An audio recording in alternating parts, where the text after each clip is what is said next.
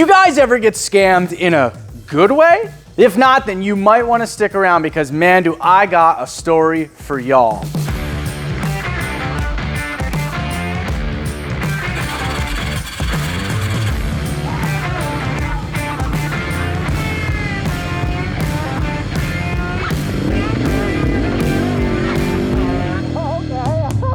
All right, guys, welcome back. Stupid Fast Nation, how are y'all doing on this fine evening? I bring you back for one of my awesome marketplace deals. This is a 2005 Yamaha yfz450. It doesn't have any of the fuel injection stuff on it yet. This is carbureted. It's one of the earlier models. Man, what a deal this thing was. I did not know when I got it. I thought there was much more going to be wrong with it because that is typically the case, but stick around for a few. We're gonna dive into this thing. We're gonna see what's up, get it running, and then we'll take it out for a rip and see how she rides.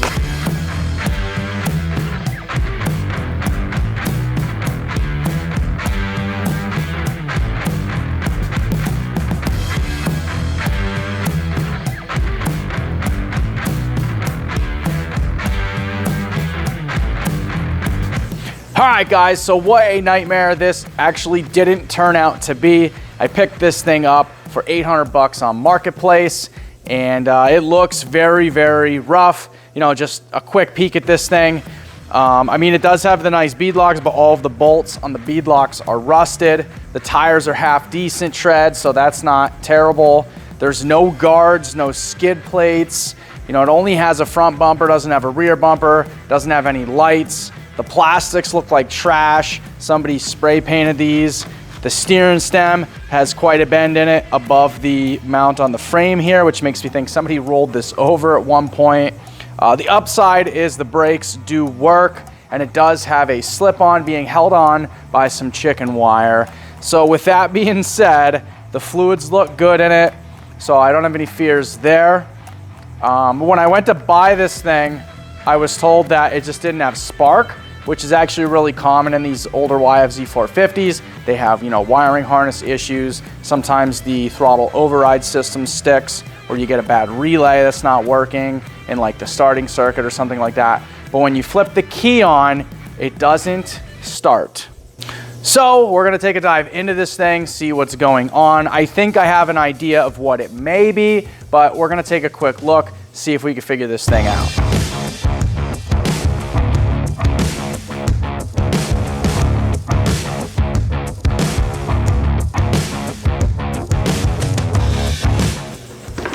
All right, so 800 bucks. Let's take a look. This is my first time taking a look at this thing, and it is a nightmare. Let's turn the key on and see what it does. And we've got nothing on the start button. So the very first thing I'm gonna check is starting fuse, which is right over here. Starting fuse looks good. Now, with these older YFZs, they actually have a starting circuit, and basically the starting circuit's on its own circuit. It comes from the positive, goes through all the switches, gets its grounds, and then goes through a relay. The relay is located right back here, and then sometimes those go bad and cause it not to start. Now, when I bought this thing, the seller did tell me that it had no spark and you could jump the starting relay, but you couldn't get the start button to work. That makes me think we either have a broken wire in the harness or we have something else going on within the starting circuit. So let's get the plastics off real quick so we could check out the entire harness and see what's going on.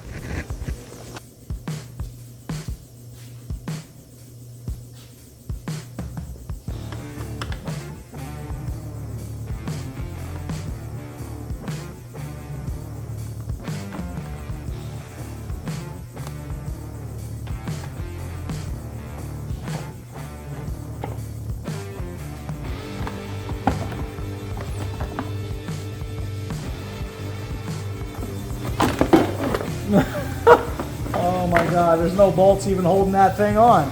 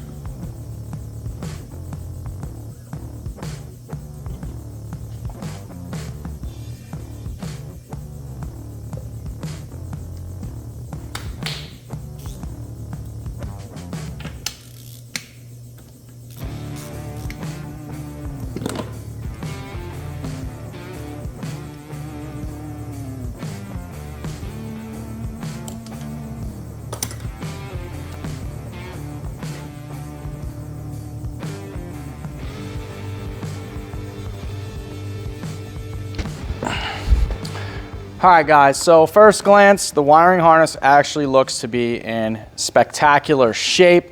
The TORS unit and basically the throttle override system for this is all connected and in great shape. I don't see any chafing or anything to be concerned about on the wiring harness side. So let's take a look at the spark, and we'll see if this thing has any bit of spark to it when we turn it over. And I'll have to jump the starting circuit here, the starting relay at the back of the quad to see.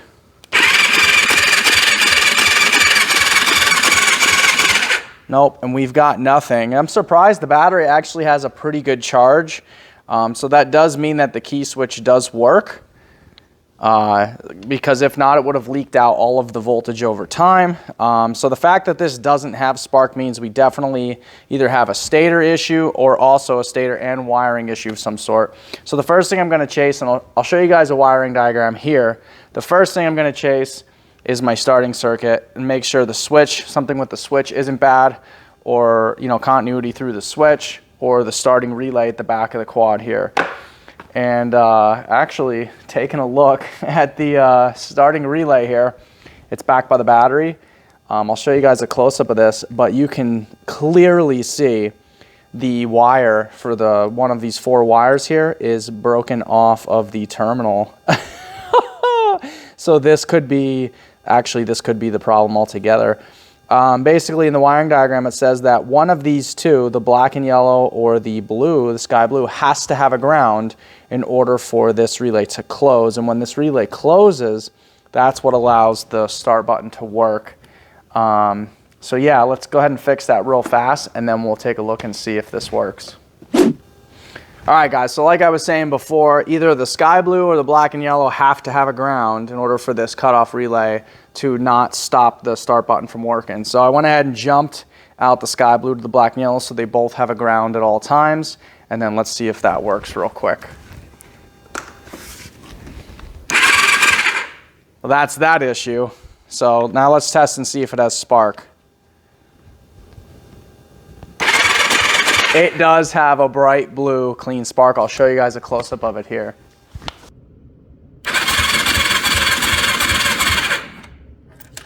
All right, guys, so normally I don't get that lucky when I'm chasing problems, but we happen to have figured that one out pretty fast. Normally I'm on eBay buying a $50 wiring harness and having it overnighted here and swapping the whole harness out and then jumping out the one wire in the CDI that stops the spark from like the TORS unit and stuff like that. And that's the biggest issue I see with these.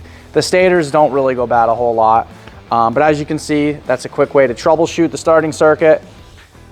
We got that fixed, so let's go ahead and get this all back together quick and see if we can get it to run. $800 YFZ, take 1.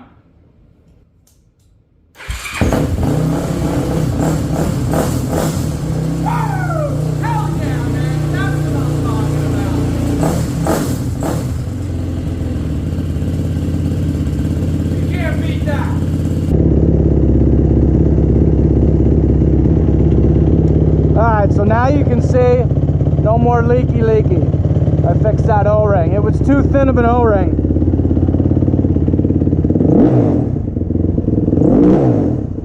Sounds healthy though.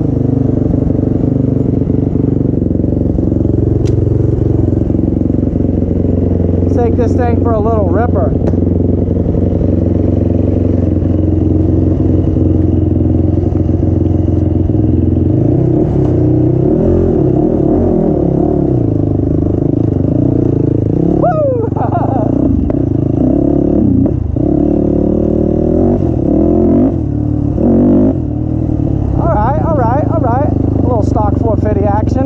Not stock, but close to stock.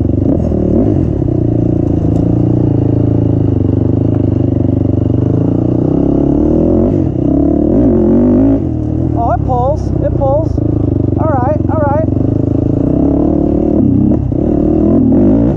You can tell it has that same bog that all these stock 450s get from the accelerator pump. That's what that is right there. So if you're gentle on the throttle, it runs fine. But as soon as you get on it, See that? If you go like easy, it's fine, but as soon as you go to, see? Ah, battery's not charged up enough for that yet. Hold on.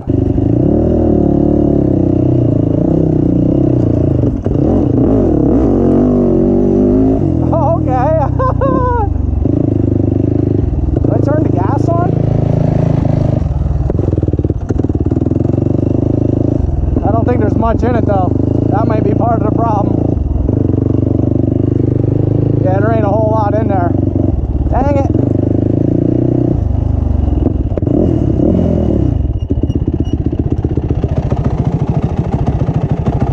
Yeah, because I have it on reserve.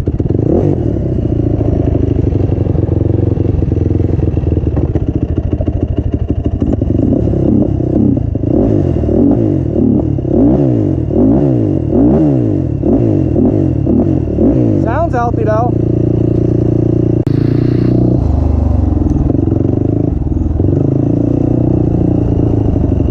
I think the carburetor might need to be cleaned out.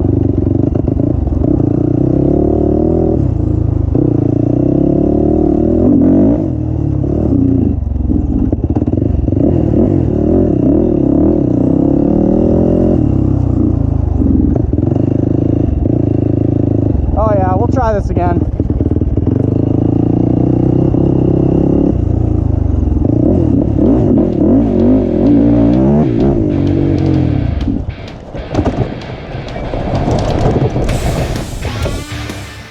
Man, so what a steal of a deal this thing was. Let me tell you guys, it's not every day that I come across a great deal on a yfz450 like this one. I think the only other thing that I forgot to mention in this video was there was a very small oil leak on the left side oil line. I had to replace a rubber O-ring on that. Also, I made a few slight changes to the quad. As you can see, the front wheels are no longer the bead locks. I'm not gonna let those go with the YFZ because I do have a matching set on the Banshee Swap Kids quad on the rear. So I'll take those off and I'll have a full matching set of Alba bead locks. I also did fix the steering stem. I just couldn't let it leave here with it bent that much. It was so bad. It was actually hitting the insides of the tank. You can see where the paint is rubbed off. So I was like, you can't even get a full steer with this. You can't even fully steer one way or the other. So I did kind of cut and bend that back and re-weld that. I did try taking it off, but it was a nightmare. So I bent that back. I did take the handlebars off. Those were Renthal fat bars. I took those off. Those are gonna go on my YFZ. So these have a nicer set of grips on them anyways. The other ones had like a bunch of electrical tape on them. So I was like, all right, not gonna let it go like that. But yeah, guys, this thing turned out okay for a Clapper marketplace deal. Runs and rides good. The bare bones are good. It just needs a little bit of love. This is kind of one of those, you know, I'm gonna get this as far as I can so that somebody wants to go out ripping and riding this summer with their buddies. This is the kind of quad that they can just get on, go beat it up for the year, and then over next winter, you know, fix the thing up, nicer plastics, guards, bumpers, you know, stuff like that. I like to do quads at different levels.